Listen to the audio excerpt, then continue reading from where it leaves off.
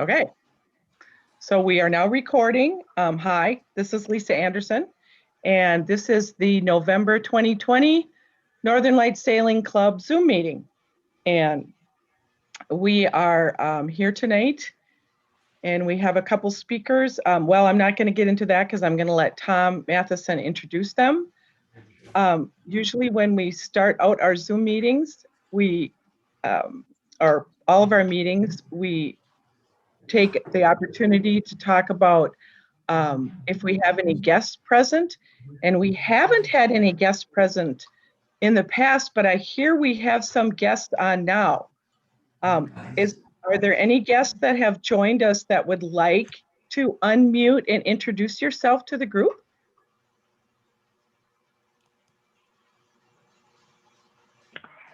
Hi, my name is John Zimmerman. I am Dorothy Zimmerman's grandson. I'm Zooming from East Bay, San Francisco Bay Area, California.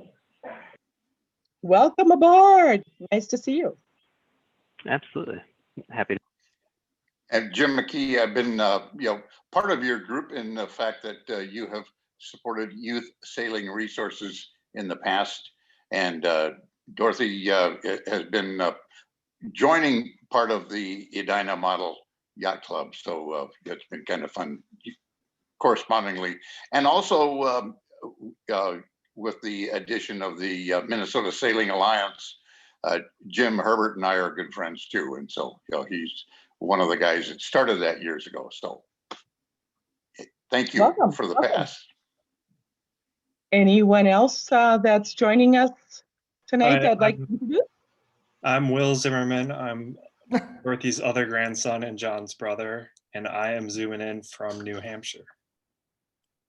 Dorothy, you were really doing some Zoom arm twisting tonight, I see. Good job. Anyone else out there? Sure. I'm Dave Petrick. I'm part of the Edina Model Yacht Club. I've been in model boating for many, many years. It's not my turn. That's Dorothy, the arm twister. Do we have any other guests? Okay, well, and I'm going to take this opportunity since Jim mentioned the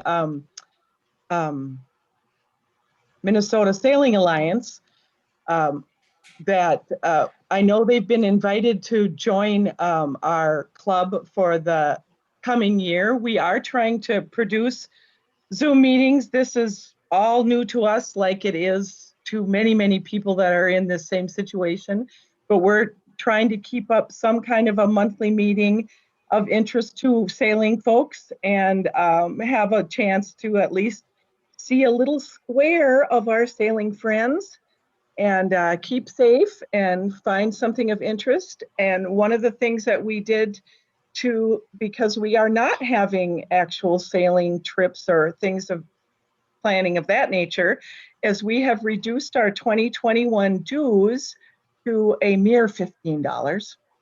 So that is, kind of a COVID special, so to speak. And if you're interested in joining, you can join now and it'll go all the way through 2021 to the end of the year. If you are interested, you can go on our website and there is, the information is there where you can mail in a check. We have kind of a strange website where you can't actually pay by credit card until after January 1st. It's a long story, but trust me, you can mail a check in now or wait till after January 1st, and then it can take a credit card for 2021. And that, of course, applies to all of us regular members too. Membership for 2021 is $15 instead of our normal $30. Hey, Lisa? Yes? New members can join now. That's not a problem. It's just renewal cannot happen until their renewal is complete. Oh, that's New okay. members can join now. That's not a Can problem. join with the credit card? Yep. Oh, okay. That's right. It's the renewal thing, because if you're already in the system, our system doesn't understand that you haven't expired yet. That's why you can't use a credit card. It's a long story. New members can join any right now. So a new member could go on with a credit card and pay the $50 if you're a new member. Okay. And then another piece of business that I just wanted to mention is, as many people know, Marilyn Kaplan, who has been our Bearings editor since, the beginning of time, has retired in that capacity. So we are looking for somebody who would like to take over as the Bearings editor. So if there's anyone out there that is interested in being the Bearings editor, please contact any board member or Marilyn herself or me, any board member. We really need someone to pick that up. It is kind of our main piece of communication that goes out to everyone, especially during this time since we're not, getting together and seeing each other. And so we kind of rely on that as a communication piece. That was kind of all I had as announcements. Other than, I don't know, does Betty or anyone want to make any type of announcement for the December meeting? Oh, okay. I can say a few things. Okay. Plan to send out an email that'll have details on what we're going to be doing, probably after Thanksgiving or shortly after Thanksgiving. And our charity focus is going to be the Urban Boat Builders, and they're going to be doing a presentation. And we're still working out kind of the logistics on how we're going to do the donation process, but that will be in the email too. And then we are having Larry Carpenter. He's a songwriter, singer, guitar player. He's going to entertain us a little bit and with some music and sea shanties. And also, if you want to dress up, holiday dress up, that'd be fine too, if you're feeling festive. And also plan on trying to prepare some type of your favorite glass of anything. And because we do plan on doing a group toast to usher in the new year. So look for the email coming sometime, probably next week. Yes, we're joking around about dress up from the waist up. Yes. So you put on your holiday best from the waist up. Right. And I just wanted to mention to the folks that are on the line, when the board was talking about what we could kind of do for a holiday gathering, we spent quite a bit of time, and we've been talking about it for quite a few months, about how to make some sort of something happen. We talked about, should we do like little groups of 6 people at different places and then have one big Zoom thing, and all these, talking about all these kinds of ways to help us get together and do something fun.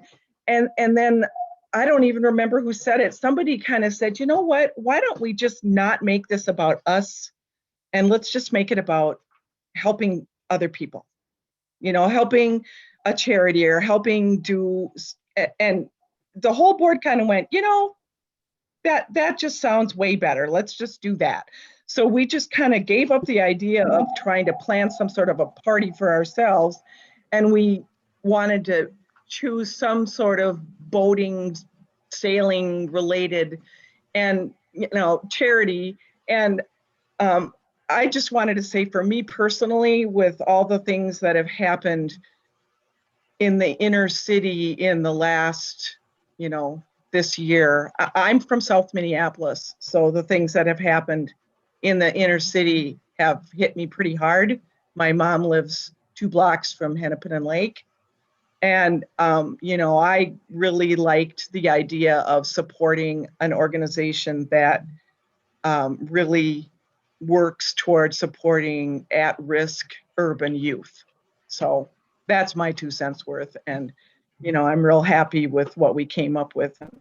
And what the plan is they have a giving platform, and we're going to try to have that platform available during our party, so that if people want to give, then they just use Urban Boat Builders platform to make some kind of a donation. So what you might have spent on a party on booze and food, maybe you would make that donation to a worthy cause. That was our thoughts. So anyway, there we go. And thank you, Betty, for all your hard work. Yeah, okay. Okay. Is there anyone else that wants to make any announcements before we go to the speakers? Can I just make a silly thought? One of my other groups does a ugly sweater contest along with their Christmas party. And I've won it several times. Oh, so you have a stockpile of ugly sweaters. Oh yeah, I'm all set, but it's a piece of lightness that maybe we can throw at where we are. Certainly. Are you on our Facebook page? I think Do you so. Facebook? Well, you know what? Maybe you could go onto our Facebook page and start a little ugly sweater contest on our Facebook page. That could be very fun. So there you go. All right, thanks, Lisa. I Okay. should remember not to talk about anything. Okay, Lisa? thank you. Yes. Lisa, this is Yes. Jim McKee. I want to make an unsolicited announcement. One of the individuals that used to be part of our organization was also part of the Urban Boat Builders group. And just so you know, that some of those things that happen to these young people, happen for a reason. That young man now is going to be on the Picton Castle, and he's going to be going around the world. And so the sailing pieces that your group on my group, Urban Boat Builders, it influences these young kids, and they do have some abilities to change. So you picked a great group, Urban Boat Builders, fantastic group. So yeah, just so let you know. They're a great group. We've got a couple members that have done a lot of volunteer work there too. Yeah. Thank you. Thank you. Okay. Any other announcements? I feel like I'm looking around into the group to see if anybody's raising their hand, but you can virtually raise your hand. Okay, I guess looks like it's time to turn it over to Tom Matheson or Thomas or one of those Toms that's out there on my okay. On my Can everybody hear me? Can you yes, hear me, but we can hear you, but we don't have your picture. All right. So I am Thomas on the screen. If I would be the one that would come up as the speaker. We are broadcasting from the home of Mr. John Bertelson. He is the Commodore for the Edina Model Yacht Club. And we are in his garage, which is, if you look around here, we'll do a little tour here a little bit later, which is really RC Central, you could argue, because there's a lot of remote control, radio control boats here. But you're gonna have to bear with us. We have 3 laptops in the garage here, just so we can accommodate everything that we need to do. And I'm gonna turn it over to Dorothy. And while she is introducing the speakers, I'm going to fire up a PowerPoint shared screen here. So you guys, I recommend you go to the upper right-hand corner of your screen where it says view and switch to speaker view if you haven't already, because that way whoever is talking, like when the speakers come on, you'll see them, only them on the screen along with the PowerPoint slide. So Dorothy, I will let you go ahead and start talking and do your introduction. Am I on the screen now? Yep. Yeah. I just can't see me. Okay. Hi, everybody. I'm delighted to be with you tonight and introduce my 2 new best friends. I met them when I was looking for an RC sailboat this summer when I couldn't go out east and get on that windjammer out there in Camden, Maine. I was whining for several weeks trying to figure out a way to get out there and sail. And Margaret, why don't you get an RC sailboat? You can get on a small pond. Okay, so I got in touch with John Bertelson here, the Commodore of the Edina Model Yacht Club, and told him I was interested in looking for an RC sailboat. Not too big, something that maybe I could handle, not knowing anything about them. And then he introduced me and found a boat for me. And I met my other new best friend, Joe Steele. And Joe and I used Joe's boat, put it together and helped me get it out. And between Joe and John, they mentored me the rest of the summer. And they're probably sorry for me right now because I've got them here as our guest speakers tonight. So I'm turning it over to Joe and John. Okay. So here we are. Yeah, you're up. Well, hi, everybody. This is a new thing for me, and so I'm kind of enjoying it. It's a lot of fun. Let me introduce myself. My name's Joe Steele. I was born in Burbank, California. Spent 50 years in California. Was living in a place when I was in my mid-40s called Mission Viejo, which has a small lake. And one day, my wife and I were driving home, and here sat a cute little boat. So we thought, wow, that would be pretty good for the lake there. And we bought it. It was called a C-15, made by Coronado. It's called the Capri 15. And it turned out to be, well, it took some effort to figure out actually how to sail the thing. But it's a little 15-foot boat. It's what we call a wire boat. I don't know if you guys are familiar with that, but a wire goes from the top of the mast and hooks to a vest, and you lean outside the boat, so it allows you to sail it in heavy air really fast. And it turned out that it was a all-out race boat.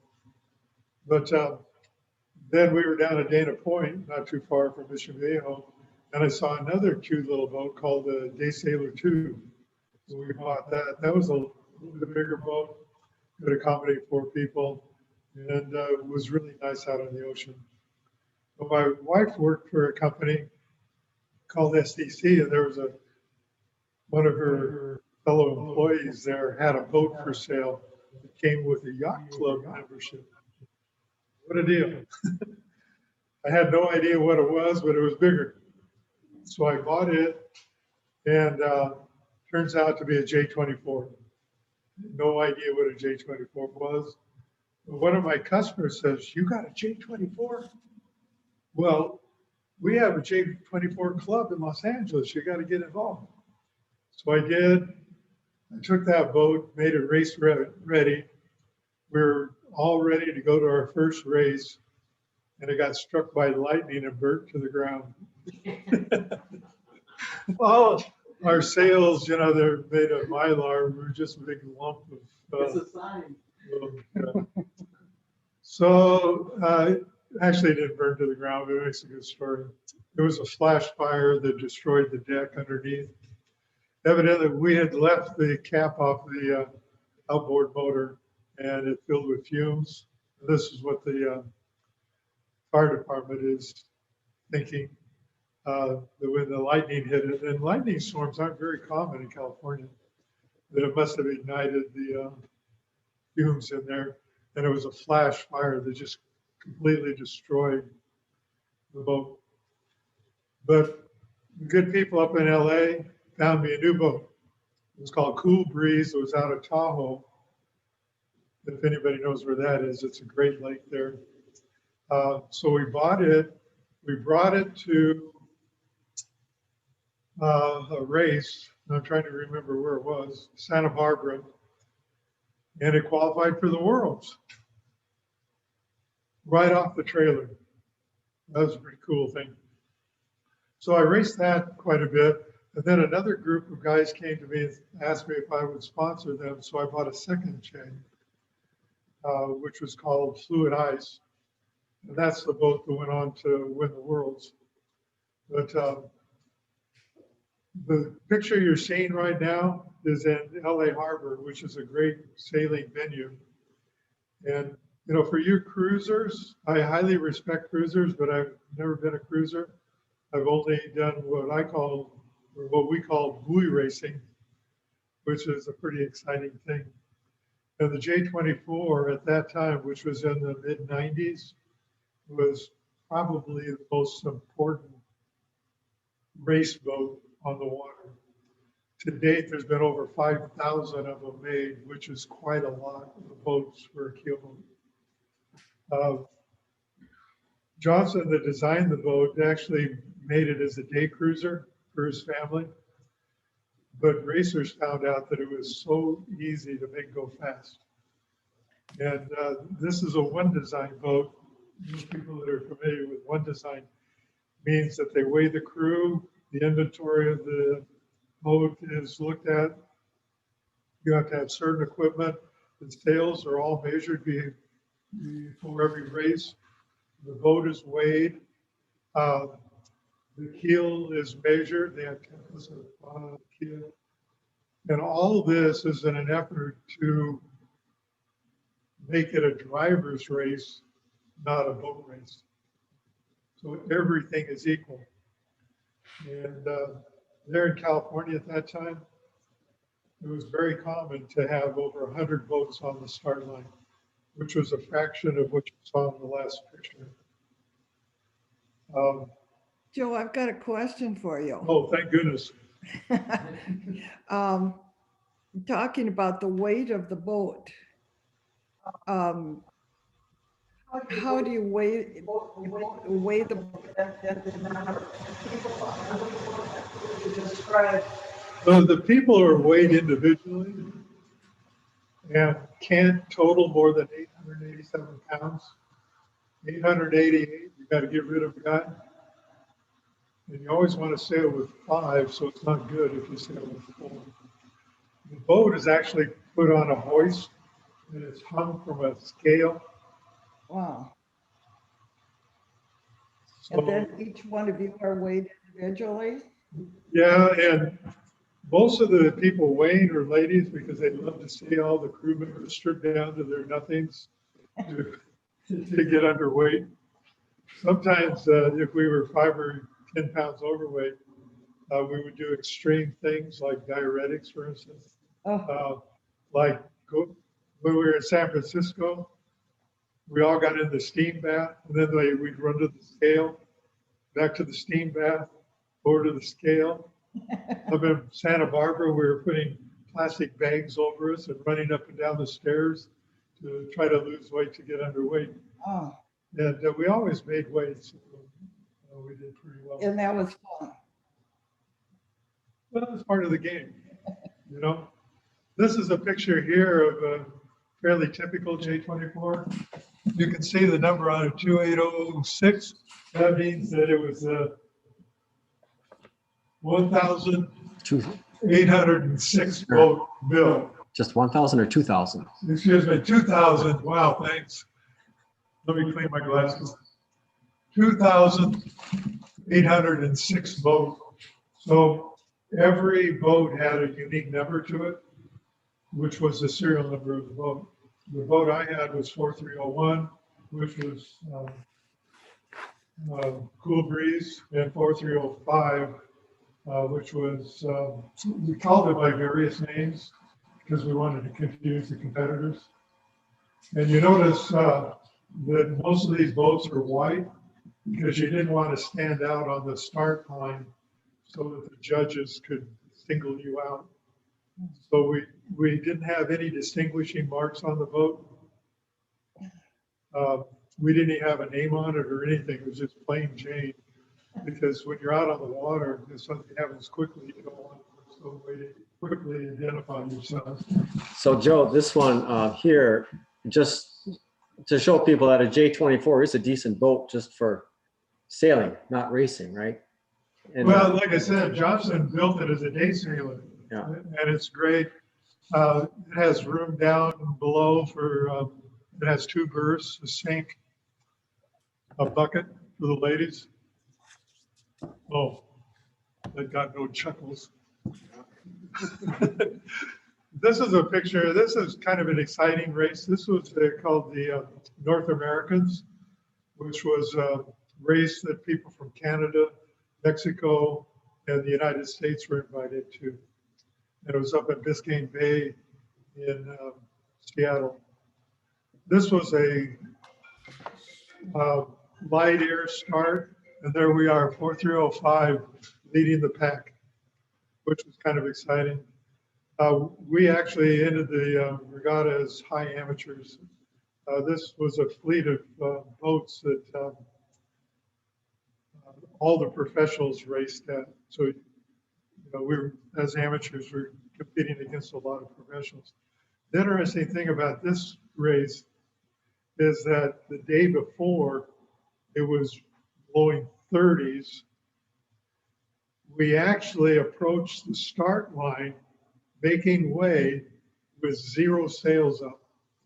The wind on the hull was propelling us towards the start line. We were afraid to put the sails up because if we had to tack, we were afraid that we'd blow the sails. So we started the race coming without any sails up. The horn went off, the gun. They used a gun because some of our start lines were so long that the sound took time to get to you, but you would see the smoke from the gun. So they always used a gun to start the race. So we got the sails up. We were in the top 10 coming to the first windward mark. And the trimmer, instead of trimming the jib in on our tack to approach the line, instead of trimming in about 3 or 4 seconds, took 7 seconds to trim. We lost 30 boats at that time. So, I mean, you know, we were really competing on a pretty high level. And I had the 2 boats. They each had their own crew. So we had 5 on each boat. And we campaigned that. This is a picture of us rounding the windward mark. And I can't remember where that was taken, to be honest with you, but that's us in first place right there. And Tom thinks it's kind of interesting seeing all these boats approach. But literally on the start line, or in a lot of situations, if my legs were out on the windward side of the boat, we were so close to other boats that I'd actually have to raise my legs to keep the other boats from hitting us. Oh, So we were just inches away. And so it was a fun effort on the J24. did you keep the same crew each all the time?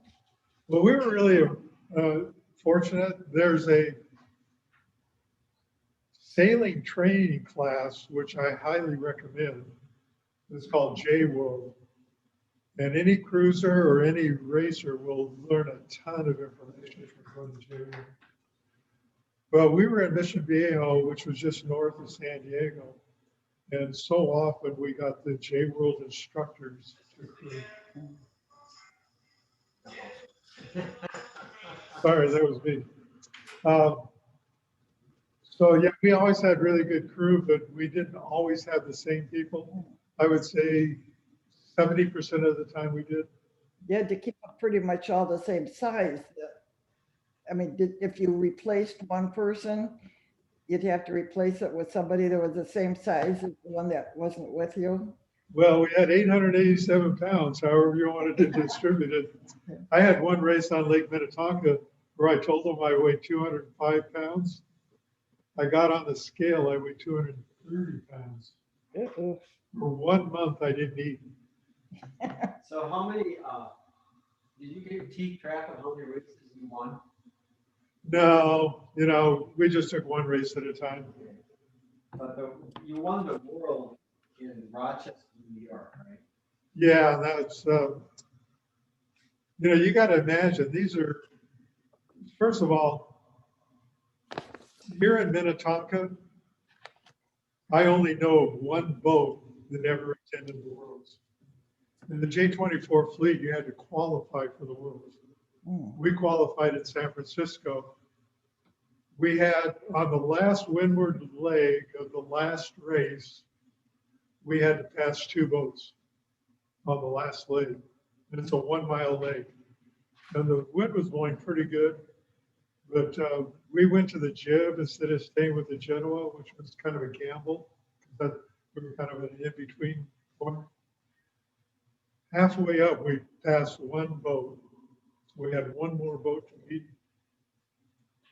We were about 40 feet from the finish line. There was 1 boat ahead of us, and he blew his tack, and we passed him and qualified for the Worlds. And here was Chris Snow, who is a professional sailor, works for North Sails.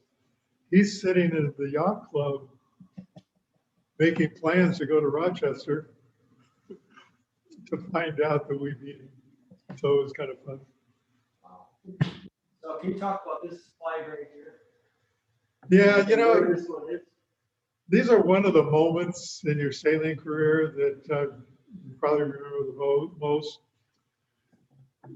The number on the sail, we had borrowed that spinnaker. As long as you report to the race committee, you can do that. So they have to know what numbers you are. If it's a downwind finish, they have to know who you are because they score you by the number on your sails. There's one of the great moments is being in the lead of a race, looking back and seeing 100 spinnakers behind you. And that was this picture here. The J24 fleet at that time, it no longer is because it's been replaced by some of the sports boats like the Belgius 24, the J70, I think it's called. I don't know some of the new ones, but the J24 is still raced today, but isn't as important as it was back in the 90s. But that's a thrill. I left California and moved to Minnesota in 1999 and brought my boat with me and raced it on Lake Minnetonka. This is a picture of us on Lake Minnetonka. And it's at the start of the race. You can see the canoe boat. I don't think we're racing at this point, to be honest with you. But it takes 5 people to make these boats work. And so that's a good picture of us starting the race.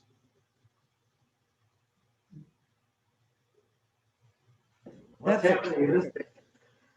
Well, Looks like you're all ready to take on water. you know, one of the wonderful things about ocean racing is you have elements that are so much different than lake racing. And I'll tell you later why I made my decision to stop racing. But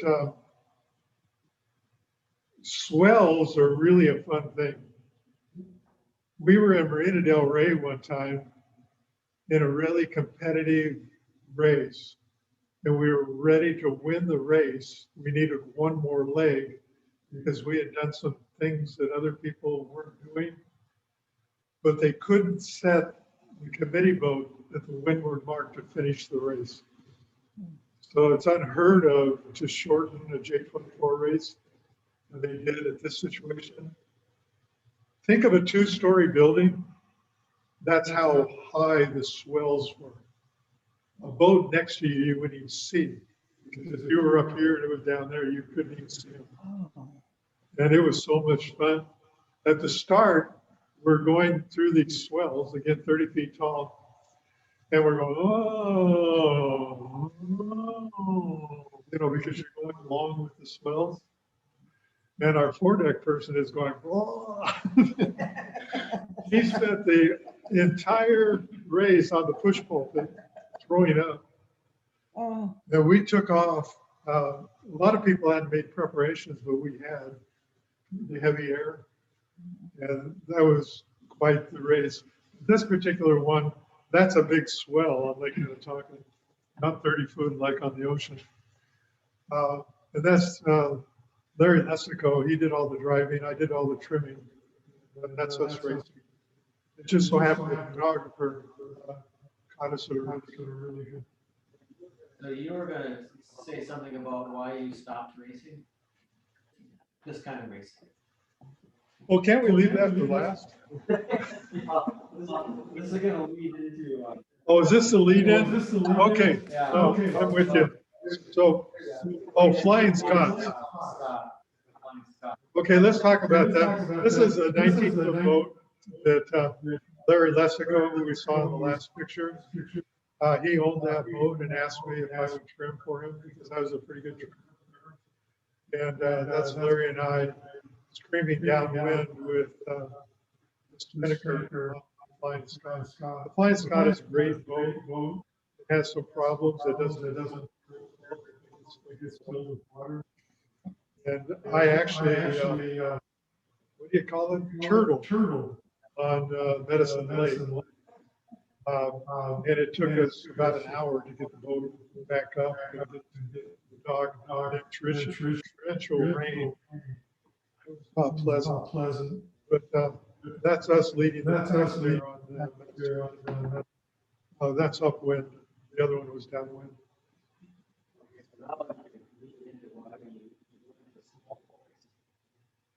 Well, I don't know how much time you people have spent on the ocean. One of the neatest thing about the ocean is when you take your pants off, you can lean them against the wall. Nobody knows the salt. The neat thing about ocean racing, and we were on the Pacific Ocean, was between here and Hawaii, there was nothing. And the wind is actually created by the temperature differential between the water and the land. So the wind would come up at 11 o'clock and shut off at 5. That's when, you know, the water and the land became pretty much the same temperature. Here on lake sailing, you had to choose a side. You could not go up the middle. And if you're not familiar with some of these terms, I apologize. But in lake sailing, all the action is on the outside. And if you make a mistake and go to the wrong side, you can't cross over to get to the other side. In ocean racing, that's not true because the wind is the same everywhere. And I went biking the other day and I was explaining to a friend of mine some of the phenomena on Lake Minnetonka. There's a thing we call bowling balls. They're kind of these higher rate of air coming, kind of rolling down. And so you'll be sailing along in nice light air, and then all of a sudden, the bowling ball goes back, and you're right back up. That's a phenomenon you'd never see in the ocean. You also have current to deal with in the ocean. So we used to go to the pin. The pin is the far end of the start line, and it's actually a pin. And we'd look at the current to see what direction the current was going, because you could lose 1 to 2 knots by trying to go against the current. And there's less current on the shore than there is out. So in San Francisco, for instance, it's really noted for their current. We had this saying, don't tack when you see the whites of their eyes. So we're sailing along, trying to stay as close to the shore. When we see the whites of the eyes of the people on the shore, we would then tack. And between St. Francis Yacht Club and the Golden Gate Bridge, which is probably, what, a quarter mile, half mile, we would tack 50 times. Because the tacks took less drag than the current. If you get away from the shore, the current is really tremendous. Coming downwind is the opposite. You want to be in the current if it's going your direction. So in the ocean, we check the pin. In the ocean, you've got even wind. You don't have these bowling balls. The wind isn't created by weather systems generally. You've got the waves to deal with. It's just much more dynamic. And to be honest with you, I just got tired of fighting these lakes. And so I decided at that point, okay, if I can't sail a big boat, I'll sail a little boat. That's when I joined the Edina Model Yacht Club. And here comes John. The Commodore of the club. So you were in the club before. He I likes to think understand that, you but were I'm his sure that mentor when. there's other- He likes to think that, but you know, if we, as we're discussing RC boats, the most important point I want to get across, sailing is sailing. And as we look at these RC boats with interested people, is every adjustment that's on your big boat is on this boat. And if you really want to test your skill, and sometimes with cruisers, you can't really judge your speed. If you have two boats similar, then you can. But when you're out there all by yourself, it's hard to judge speed. I was with one guy and in a cruiser, and he says, "Boy, doesn't that main look beautiful?" I said, "Yeah, it looks really beautiful, but it's slow." So our knot meters was the rear end. We didn't have any instruments on the boat. We felt everything. He had a knot meter and he was doing 7 knots. I says, "Oh, that's beautiful. What would you think if I could make it go faster?" He says, "You won't make it go faster." So I put these big, huge wrinkles in the main, waves. We picked up a half a knot. So you can kind of test these theories of how sail shapes is, whether you should have a tight main, a loose main, whatever, with a 30-inch boat. Why not? So you can literally learn an awful lot about sailing. And if you do ever want to get into racing, you can really learn the rules of the road without causing serious damage to your boat. Okay, John, you want to talk a little bit about, just give some introduction? Sure. This is pictures up there right now. That's me on the left, Joe on the right. And was it my boat at this point, or was it still your boat? It was my boat. Get your rotten hands off of it. And then in a moment of weakness, Joe asked me one day if I wanted to buy it, and I bought it. So it's my boat now. But let me back up a little bit. Been in the club about 7 years. About 5 of those is Commodore. And I got into both through a friend of mine who was the editor of the newsletter. And he was doing some work for me right about the time of the club's event called Lighthouse Night. All our events, the club is based at Centennial Lakes Park in Edina. It's an incredible venue, just a place to go. There's 3 ponds there. Each pond has a little something different to offer. There's a lot of commercial buildings around, so at most of the ponds, if the wind isn't from the south, due south or due north, you have a lot of swirling effects from wind coming over the building. For sailing, it makes it kind of frustrating.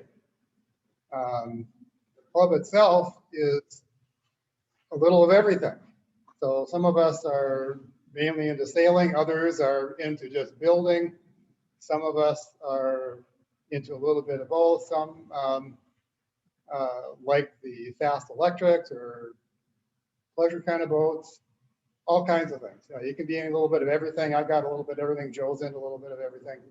But our main thing is sailing.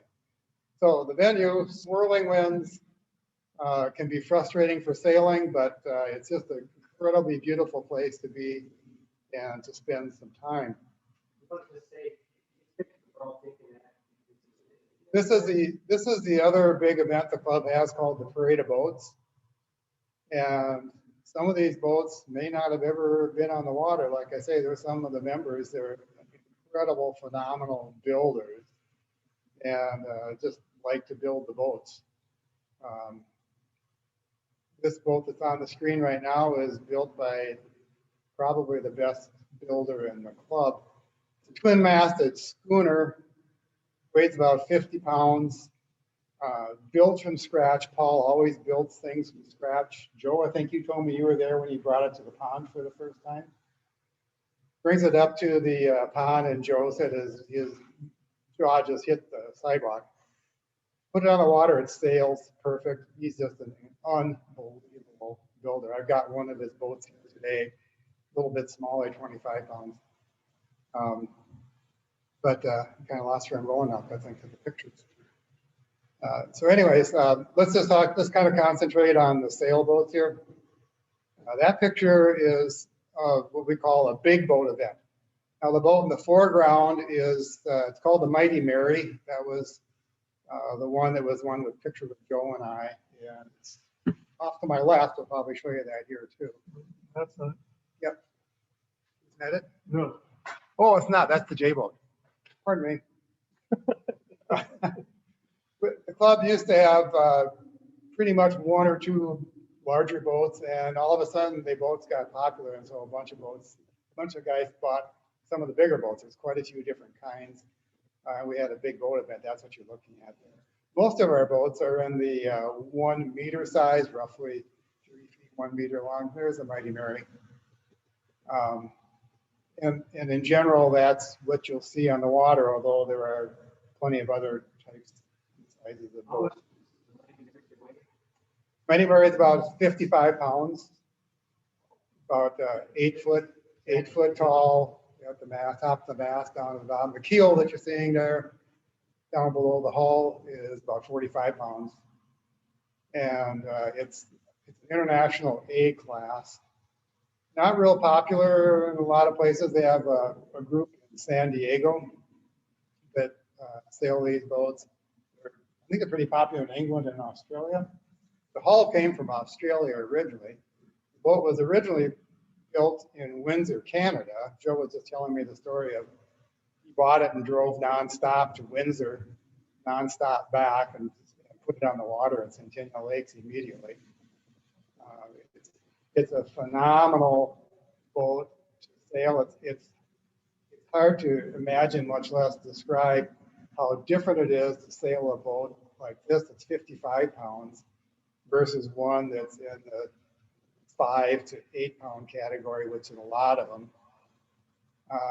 This one that's on there now, that's a CR914. Most of the RC boats, or a lot of them, I should say, yes, are patterned on after real boats.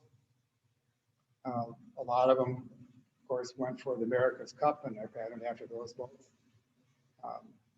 So anyways, there's quite a variety in amount of detail you want to get into, what you want to do with your boat. Most people are just having fun sailing their boats. There are 2 boats in the club that are officially adopted as racing boats. The primary boat is called an ODOM, O-D-O-M, one design, 1 meter. As Joe was describing for the full-size boats, the intent is to make it a pilot's race. The boats are all essentially the same. However, trimming makes a huge amount of difference. Joe was my mentor into this whole business and got me started sailing. But there's a lot of other people, as he was mentioning too, that have helped me along the way, including even this summer. I haven't had much time to do much racing. Got back into it for a couple of days, and pretty rusty. One of the guys just put his boat on shore and just stood next to me for 2 races and just coached me all the way through it and really got my skills back up. Another time this year, I actually had the Mighty Mary. I wasn't racing it. That's just a pleasure boat. And one of the guys said, "Bring your boat in."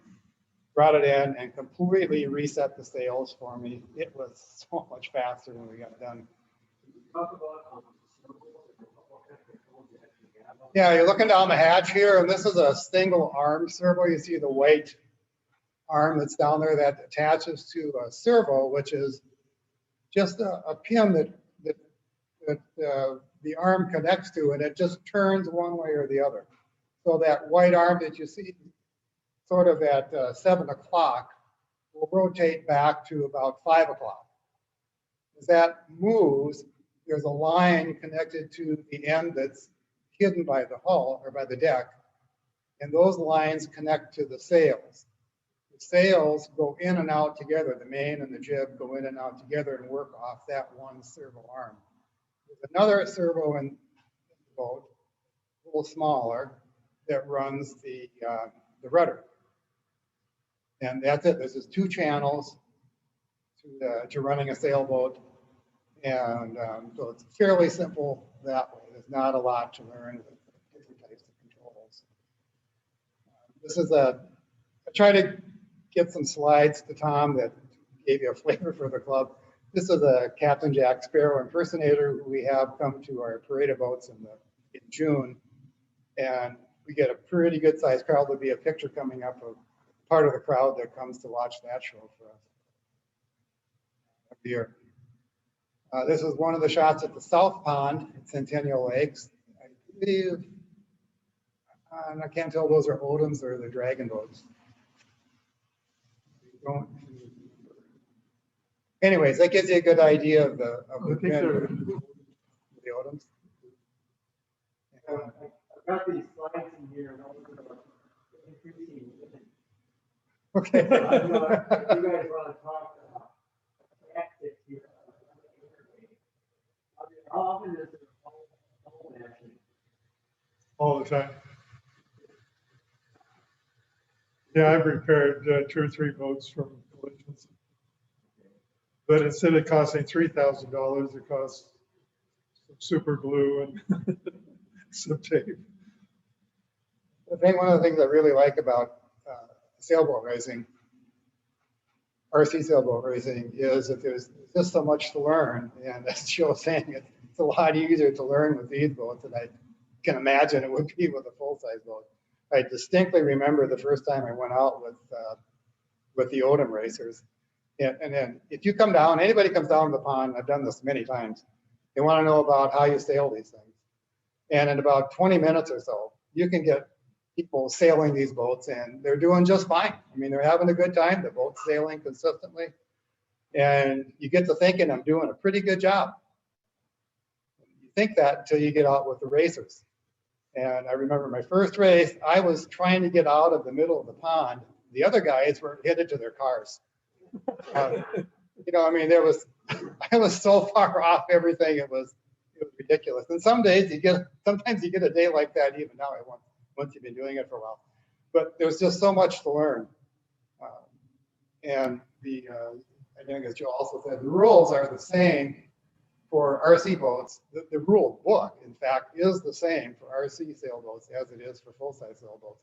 There's a few extra caveats to the full-size rules for RC boats, but everything else is exactly the same. Can you talk a little bit about, because you're not in the cockpit, so you have to train your brain, right? As you're standing on the shore with the radio control, you got to train your brain the perspective that you're actually in the cockpit. Because when the boat's sailing away from you, that's one thing, but when it's sailing towards you or tacking or something, right? Yeah. It's like radio control airplanes. It's the same thing. And it does take a little bit of thinking once in a while, but these boats are pretty responsive. If you go the wrong way, it happens fairly quickly, and you can make a fairly quick adjustment too. But that's when you get into racing, a small mistake is a big difference. So it's just one of the things you have to do. But you only got 2 controls. One works with one thumb, the other one works with the other thumb, and all these different all part of the race. Yeah, that's part of a race. You can see the 2 markers that designate the start and the finish line that are there, and I don't know if that's. That looks like the finish. Yeah, it could be. They're 2 separated. It could be. Yep. I'm not really sure, but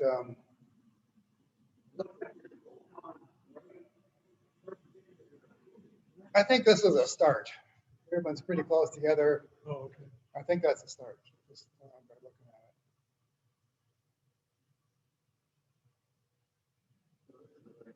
it. That also looks like a start. The marker there looks like a start, the start of a race. So the start's pretty exciting. I imagine it's got to be pretty darn exciting on with a real full-size boat. Ours are more of, instead of in a line like Joe was showing with his J24 racing, you're kind of in a mass here and trying to get the start line just exactly right as the counter counts down. So, take, and Dorothy, maybe you can talk about this a little bit because you got into this, right? So what does it take to get into it and how long does it take? You said 20 minutes, John, to learn. But, Yeah. Dorothy, how much money did you put into your boat? Well, I find it quite as easy as you said there, John. I know you had a little more difficulty. It took me a long while and total concentration. You can't talk when you're burning because when you've got two thumbs, one's controlling the rudder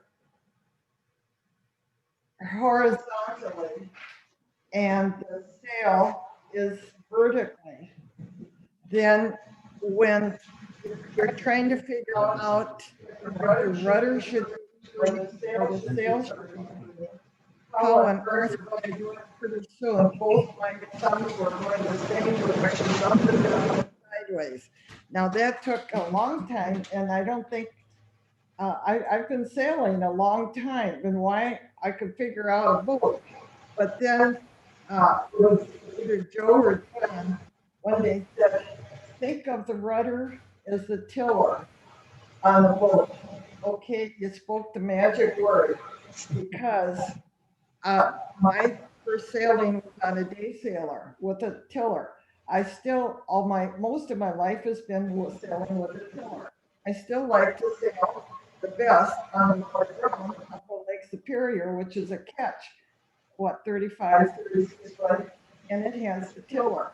And I'm able to go where I want to go. If I get hit with a gust, I know I go the opposite way. And that's what you have to remember. The only thing is, as Tom pointed out, when you're going one direction with your tiller or your rudder, you have to reverse your mind coming back. Now that does take a little time. And I have to say that I think by the end of the summer, I was getting it. I could finally say, I think I'll get into racing next year. Our competition. Get a rule book. What? Get a rule book. A rule book? No rules. John, do you want to hold that up to the thing and you kind of talk maybe? Yeah. Here's one of the radios, and they come in all different kinds of levels, and some have lesser controls than what this one has. But they're also used for airplanes and helicopters, so they have a lot more different things going on than what a sailboat has. So for a sailboat, we're using these two toggles right here. And this one on the left only functions up and down. You can go this way with it, it's not going to do anything. It doesn't matter what you do with it. It's only going to respond up and down. And that's taking your sails in and out. So that's all that one does. The one on the right side, you can go any direction you want to with it, but it only functions left and right. And that's the rudder. So you set it up so you go to the right, it turns to the right, go to the left, turns to the left. Unless it's coming towards you. And then just, as Jordan said, maybe that's a little more challenging for some people than others, but it does take some practice, and I still find myself going the wrong way once in a while with the rudder myself, but it happens fairly quickly. You can make a pretty quick correction. So what would a beginner level boat cost? Well, I tell people that there's a lot of boats you can buy at the hobby store, and they'll sail.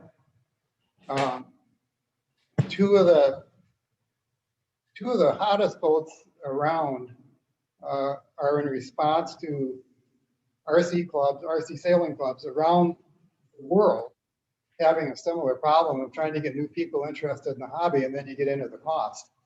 If you look at the Odoms that we race primarily in the club, by the time you bought the kit, it's what, $1,200 to $1,400, something like that. And then you got to build it. And then you got to buy a radio. And so you get quite a bit of money invested in that. Yeah, it gets fairly expensive. How about my little bit? But well, because it was fairly expensive, two guys in England decided they were going to design some boats in conjunction with the manufacturer to make it affordable. The two boats that came out of it are the two Dragon boats. Dragon Force 65, that's what Dorothy has, and the Dragon Flight 95, which is I have behind me over here. The 65 is 650 millimeters long. The 95 is about 955 millimeters long. They weigh between like 4 and 6 pounds, something like that. They're fairly light. You can get the boat like Dorothy's brand new, including one of these radios, China Special, very nice radio though, for about $275, something around there. And you can get the DF95 over the bigger boat for about $425. That's complete with the radio. So that's very attractive. They both sail very, very nicely. And that's it. They take, they're essentially, the hull and all the electronics are together, and you need to rig the sails up. They have instructions that are actually pretty good. And I think if you're at all hobby handy at all, you can put these boats together. Just take your time. And there's when these boats came out, the club got a fleet deal on buying them, and there was 16 of them ordered in the club. Quite a few people have put them together and can get people help with putting them together. But they're really not too difficult if you're kind of handy that way. So if you wanted to, you could go down to Centennial Lakes anytime you want, right? You don't have to be there. You don't need to be in the club to go down there and sail.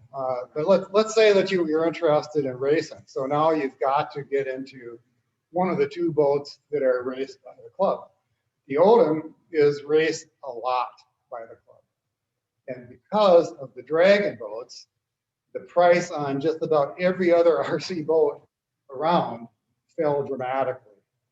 So if you wanted to get into racing an Odom, the best way to do it is just let the club know that you're interested in doing that. And we've got some boats that are used, and we can sell in the $400 to $600 range. So what kind of boats are these right here in this picture? Those are the Dragon boats, DF95, Dragon Flight 95. So they're about how long in inches? They're about a meter, roughly a meter. Mine's got an O on. Isn't that an Odom? Yeah, those are Odoms, John. Oh, it is the Odoms. I'm sorry. Hard to tell from these photographs. Those are Odoms. Okay, my mistake. That's also on Smith Pond, which is the other place where we sail at in Bloomington. Can I say one thing, John? Yeah. There's a big difference between the two types of boat. These have paneled sails, and everybody knows what a paneled sail is. It gives you an aerodynamic shape that you all enjoy on your big boats. Where the 95 and the 65 have flat sails. Yeah. So it's a little bit different force on the boat. The Odom is much faster because of the dynamic shape of the sails. You couldn't redesign the sail on the Dragon Force? If you did, you would not be able to sail in the Dragon Force fleet because they have to be sailed as they came out of the box. Just like the J24 was measured, these are also measured. Well, if we could get, how many does it, I know it takes two boats to make a race, the old standard saying, but how many do you think we'd have in the club? I'd like, I know there's one or two down there, but would we have to have like 6 people with? Couldn't we race the smaller ones if people doesn't want to get into the bigger, heavier boats? Couldn't. Yeah, could you race the dragon boat with the Odoms? And I don't, we're just fun sailing and fun racing. Excuse me, gentlemen. Unless we're actually sponsoring a regatta, I don't see any reason why you couldn't do that. I just think it was. This picture. Excuse me, man, step in. Can you hear me? This is the parade of boats, and that's just part of the crowd that shows up there. We usually get pretty darn good attendance at that. It's really a lot of fun. There'll be 70 to 100 boats on display of all different types. Wow. Hey, I John. think we have a, I think John, we have Randy a, wants to talk. yeah, we have a question. Oh, thank you. Oh, I wasn't even sure if my mic was working. Yeah, it is working. Go ahead, Randy. Thank you very much. You're talking about one design, 1 meters in your dragon boats. What about this boat? How do you bring in other boats into your racing? This is a boat from Chesapeake Light Craft. I believe they call it the Liberty. 36 inches long, about as tall as I am, a little over 6 feet. Do you have a handicap system, or how do you calculate that stuff? We can't hear you, so we're gonna fix that. I don't know.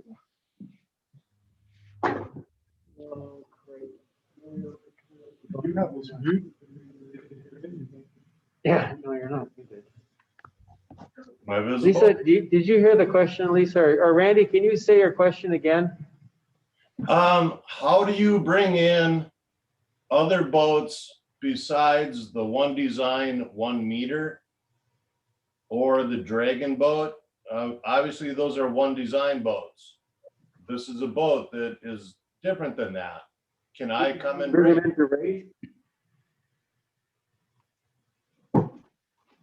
What's going on, Tom? Was he wondering how you bring in another boat to race? Yeah. Correct. Yeah, can you guys talk? Can he control? Well, that boat is what we'd call a pond racer, so it doesn't have a class. It has flat sails or not paddle sails. No, this is a little more than a wooden pond or racer. a fiberglass. This is more than a pond racer. It's fully RC. We're having problems here. It's fully RC. It's not a pond racer. It's a radio controlled boat. I was there with Dorothy one Sunday evening. I don't know how to do this. And we had a great time with the Edina Club. It's been on that pond before. I think they're having a hard Sorry, we're time. not responding. I don't know. They're having a hard time hearing all of a sudden for some reason. Okay. Lisa, let's get to, we're just about done here, and then we'll open it up, and then I'll put down the PowerPoint, and I can get to some controls to turn up the speaker volume for them. Okay. We do Something's that. going on. I think we only have, do you want to talk about this photo here? Yeah, that's just another shot at the parade of boats and showing some of the boats on display there. And this is a shot. And that's just the people that were participating in the parade of boats. It's by no means the entire club. The club normally runs about 75 people. And those are just the ones that happen to be at that particular parade of boats. Okay. You want me to respond in general to racing other boats than the ones that are? Yeah, why don't you do that? Why don't you pull your screen, the screen down a little bit? There you go. There we go. Okay. So let me just talk about that a little bit. Such as the boat that we saw in the picture there. You don't have to be part of a club, and you're not excluded from coming down and sailing your boat down there at all. I think what you'd find with that boat is you're just not going to be competitive. And you know, because these boats were designed to race. And I don't think there's any reason why you couldn't go down there and mix it up a little bit, but you're just not going to be competitive. So as far as enjoying your boat, boy, bring it down. You know, we'd love to see everything down the pond. Okay, so are you talking about Randy's boat that he was just showing you, the red Yes. one? Yeah. So there isn't, like, you know, when you're all racing the same type of boat, there isn't like a handicap or anything if somebody brings in a different boat? Yeah, but you can fucking win. Because that's what he was asking. Is there like a system that different boats, like, what do they call that? The perf system or something? Your PHRF, or I'm not a racer, so. Yeah. Is there a Well- system to do that in RC boats? Yeah. The middle pond. Yeah. As I mentioned, there was 3 ponds at Centennial Lakes, and for general boating, that would be the center pond. It's sort of longer and narrower than the north and the south pond. And that's where all the general boating usually takes place. We do racing on that middle pond too, but that's where most people gather. It's a social event as well as a boating event. And, you know, you're welcome to come down anywhere. Like I said, you don't need to be part of a club. You're welcome to come down and run your boat, sail your boat, whatever you want to do down there. The club is there to promote RC boating in general. So, you know, we're not going to be elitist or anything and say, unless you're with the club, you can't be down there. We love to see everything down there. We've helped a lot of people who are not part of the club to get their boat, whether it's a power boat or a sailboat, up and running and on the water. We've done that with a lot of people. We just don't care. We're there to promote RC boating, period. So Right. Well, we've actually been down there with his boat, with that little RC boat that he was just showing you. We've been down there with that boat. Did Yeah. you enjoy yourself? It's just that if somebody wants to race it, Oh, you know, is there a venue for racing that boat? May I say, yeah, I know. I understand what you're saying. this is Dave. 2 boats on the pond, you've got to race. Yeah, absolutely. No, No, there's no handicap. And all I'm saying is that you're welcome to come out and give it a shot. I'm just going to say, I don't know how enjoyable it would be when you're pretty much getting creamed every time you go out there, because the other boats are really built for racing. Well, the Okay. rules of racing are anyone can race. When you're winning, then things get serious. And if you always win, you might have to be in a class by yourself so other people can have fun too. So if anybody else has a different boat, bring it out. Let's get, you know. That's one right. Yeah. And if anybody wants me to build you one of these boats, it'll be less than a one design. So you guys know who I am. We Thanks. still can't hear it, Tom. No, we can't. Can we get on to our question and answer? Yeah, let's just see what other kind of. Hold on a second. I can turn the volume up more. But Yeah. somewhat. Throw it all There we go. Okay. Okay. Open it up to the latter part, or were we going to get up and walk around and look at these, or Yeah. what? Let's see, Dave, do you want to repeat that question? I'm gonna turn yours down. My answer? Oh, did you yeah, give an answer or question? yeah, it was an My answer. comment about There you go. racing. Anyone can race in any class. When you start beating the pants off of your competitors, then you got to go. You're out of there. You got to have your own class. Yeah. That's how it works. So if you want to, Randy, if you want to run your boat with the guys, why not? What's the, you know, If these guys think they're so smart and so fast, you just show them how fast your boat is. That's what I say. To be honest with you, we rarely have that kind of problem because if you want to race, you get one of the club boats. If you just want to go out, hone your sailing skills and just enjoying being on the water and associating with the people along the shore, then you can bring any boat that you want. It's the same to me. If you want to race, you want to be competitive. By the way, in a braggadocious way, I have the fastest boat in the club. I think that sounds like a challenge. Well, everybody, yeah, and challenging is what it's all about, isn't it? We had a big boat event, and I proved that statement correct. Not everybody showed up. He's right. He's right. With a boat called the Wheeler, and I didn't compete against it. This boat, the hull of the boat weighs 6 ounces. It's fast.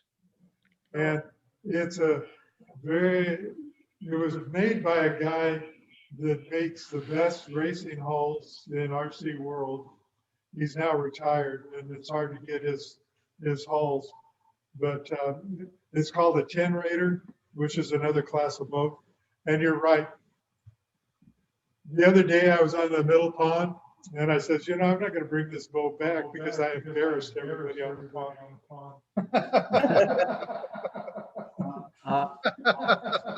Does anybody, we're going to open it up for questions here. We've already been doing that, I guess. So anybody out there? Al, you look like you've got a question on your mind. Al, do you want to unmute yourself?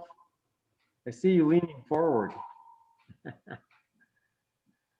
So you guys in the room that have 3 computers there, we've been having some feedback because your voices are being picked up by more than one computer. Yeah. So it's like, if Dorothy and Tom could, I know it's hard for you to mute and unmute, but if you guys could mute when you're not talking and just leave the one computer on, it would help. So I have a question. I have a question.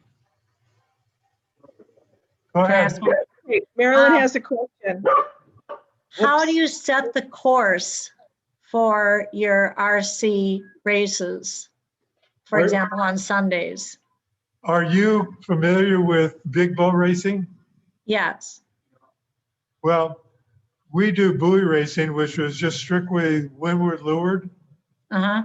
So we set the start line perpendicular to the wind. We set the windward buoy 90 degrees from that directly upwind. And it's strictly a windward leeward race. For every race? Yes. Okay.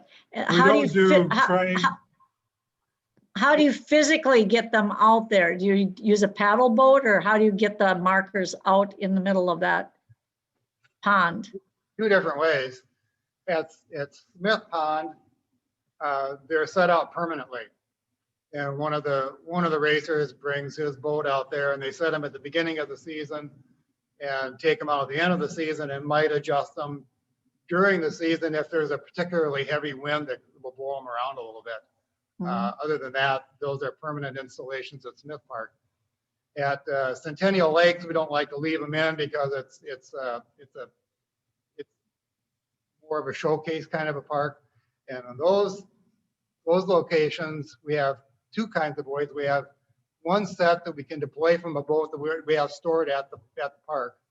But most of the time, they use it looks like I think it is a float in a toilet tank, painted up, and then there's a line that comes down from that with a weight on it, and the line goes back to a fishing reel, a small, like a ice fishing reel, a short rod length, and they literally just toss them out there like you're fishing. And then when you're done, you just reel them back in. The line's weighted so the line sinks to the bottom of the pond. You don't get them tangled up in your keel as you go by. And That's how we usually do it. I got Thank to you. interrupt here just a second. Joyce Butler, Joyce, you are sharing your screen. Can you click on the little green or red thing and stop sharing your screen? It'll be on your upper or lower toolbar.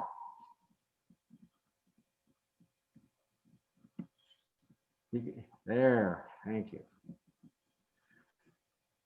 Any other, who's got another question out there?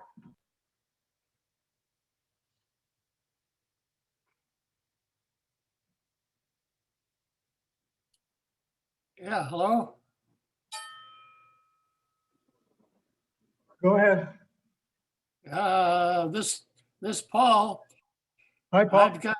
I've got one of Joe's Soling 1 meters. And I just want to respond to Randy.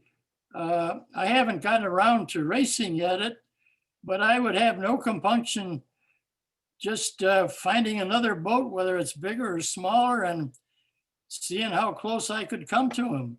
So I wouldn't let rules or competitiveness keep you from putting your boat on the water and racing it.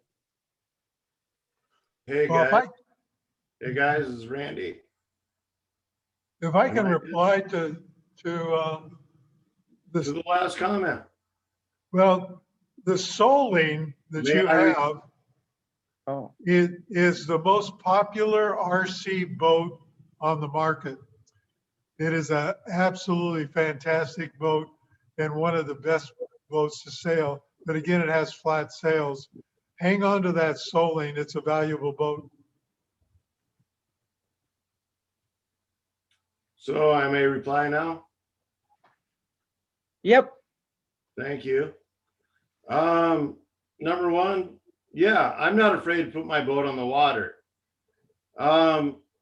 It's when people say that their boats are the best. And if you don't have what they have, you will not be competitive. And I just can't believe that. You sound very elitist, like most sailors are. And I really wish this club would be a little less that way. So, you know, I'm all for one designs and everything. I understand, same boat. It's up to the skipper to, you know, to sail that boat to the best, because they're all the same boat. But how often do you see the same boat on the water? So I think you guys need to open your minds up a little bit. Maybe you can expand your classes a little bit, maybe have a fun class, do something a little bit different. But your club is sounding kind of elitist to me. And, you know, I'd really appreciate it if you'd tone that down a bit. Can I interject for you, John? This is Jim McKee. I appreciate what you're saying. These guys are the nicest guys in the world. Come on down, have a good time. They accepted me into the group, and I didn't know squat about doing what I'm doing, and I'm having a ball. And I've got 2 of the 65s. I bring my 65s down and I play with the 95s. They give me a bad time. I give them a bad time. It's a great group of guys. This is not an elitist group of guys. Don't let that filter in. We're having a great time, and you're totally welcome. No, I understand. I understand that I'm welcome. It was just a fact they're putting me down that I wouldn't be competitive, and that's a real downer, man. So. You know, well, I will tell you that one fast racer that was, I can't remember, the guy's name that's there with Tom. It is a fast boat, and you will realize it's a fast boat. But it's it's totally he's having a good time. You're having a good time. You would be welcome. I was just wondering if there was some way to include a non-one design into their racing schedule. Obviously not. thank you very much for the clarification. I'm good. I'm done. Thank you. Okay, any other questions out there? Otherwise, we're going to pick up and take a little tour around some of the boats in the garage here.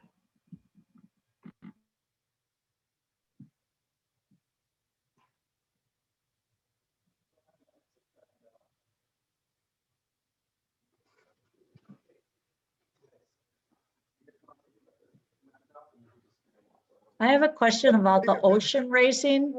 Oops, hang on a second. I have a question about the ocean racing.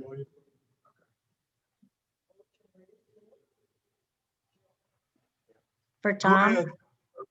Okay, so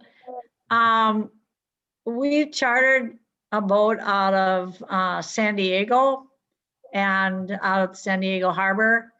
And we came out onto the ocean, and there was so much kelp that we couldn't go up or down. We ended up having to turn around and go back into the harbor. Did you experience that at all in your ocean racing with a lot of kelp, or did that maybe start after you finished racing? What a great question. I like that one. We always we had one person that did kelp watch. And what he would do is he would say kelp up or kelp down. Now, we didn't like to do kelp down. In other words, to miss the kelp, we would have to steer up or we'd have to steer down. And yes, the foredeck person was assigned to kelp watch. Some of these new sports boats actually have a kelp cutter on their keel. But I'll tell you this, the kelp is minor compared to that stuff on Lake Minnetonka. What's it called? Milfoil. Milfoil. Oh. The only way to get rid of milfoil is to back your boat up. And we've done that several times. But yeah, that's a fun question. The locals know where the kelp is and they avoid it. Most of our racing is done outside where the kelp is or inside the bay where there is no kelp. Right. But thanks for that question. So in the San Francisco Bay itself, is that pretty much kelpless?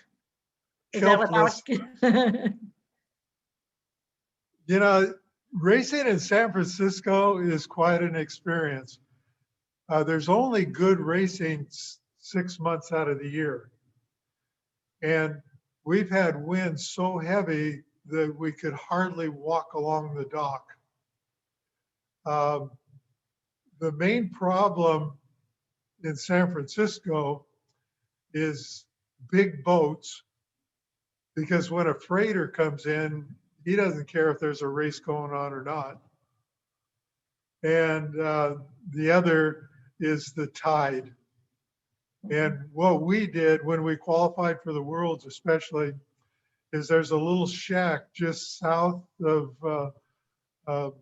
the yacht club, St. Francis Yacht Club, where they have the tide tables.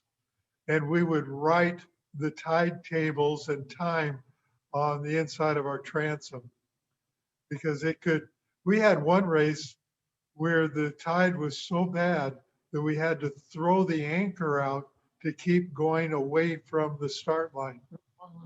And then we, of course, pulled it up. But the race organizers, they know that stuff, and they know that they knew that the tide would change just as they started the race. And also they know the schedule of the freighters to try to coordinate the races to avoid the freighters.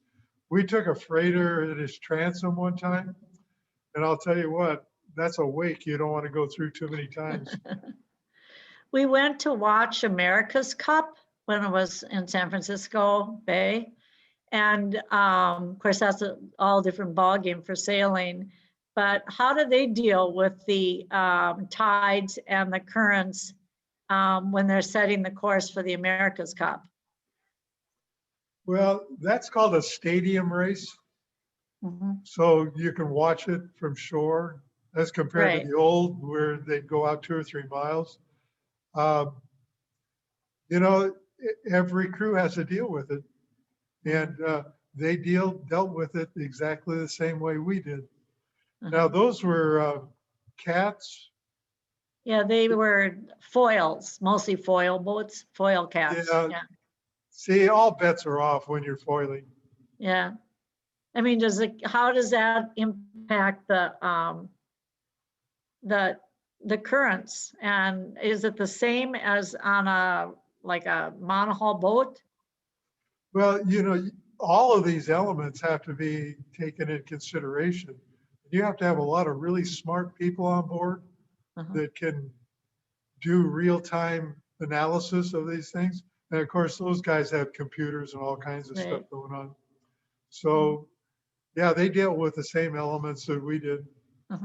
Thank you. Thanks for your presentation.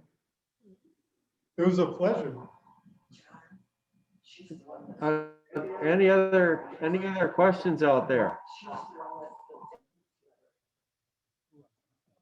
Okay, we're gonna pick up the laptop here and just kind of walk around to show you some of these RC boats here.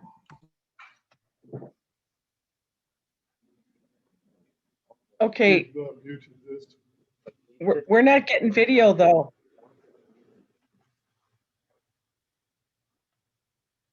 You guys can talk.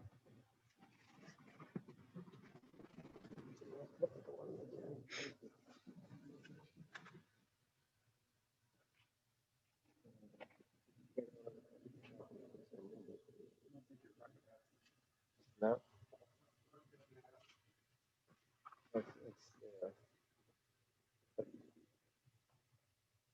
Tell him to talk so he takes over the screen. Yeah, John. Yeah. Get closer. You can talk. You can.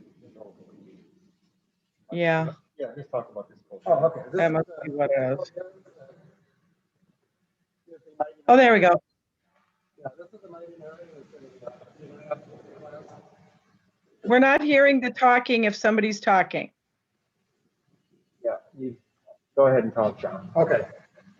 This goes about 59 pounds. It's from bottom of the field to the top of the sail. It's about 8 feet. Hull is 6 feet long. Graphic is on the hull is same graphic it was on a boat in 1995. America stuff called Young America. And it used to be about the biggest boat in the club. There's a couple now that are bigger than this one too. It's not a boat that I race. It's just a boat that I have a lot of fun sailing.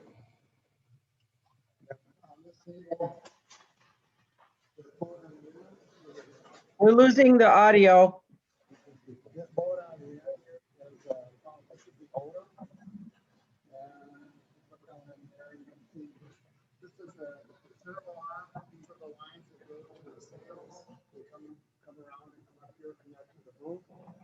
And this servo rotates one way Oh, well. to move the sails in and out. There's another servo underneath this little hatch back here towards the tail of the boat that operates the rudder. Those are the two channels.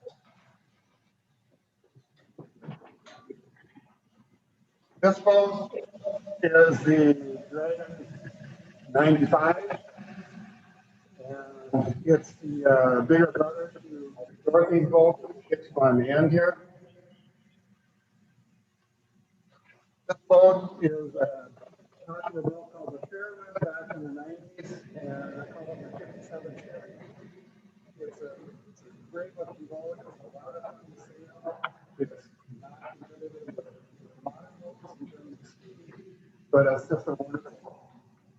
We need you closer to the microphone on the computer, please. This boat is the Dragon 465. This is the smaller Dragon boats. This is one of the larger ones. They're just very affordable, very good.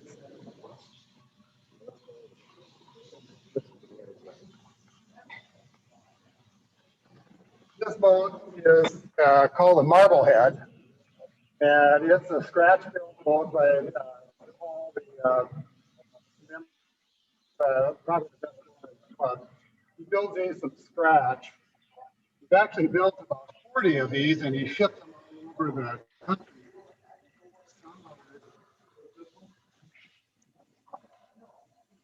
Some are static models and some are RC models. This one is a full operational RC boat.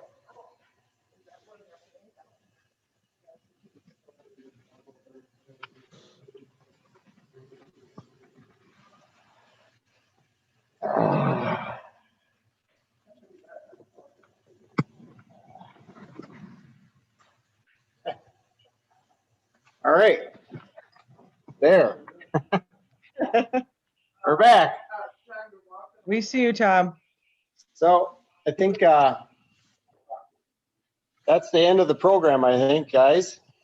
We had a little trouble hearing the audio on the boats, but we were able to see them. Yeah, yeah. Well, you know, we're kind of like just kind of winging this here. So,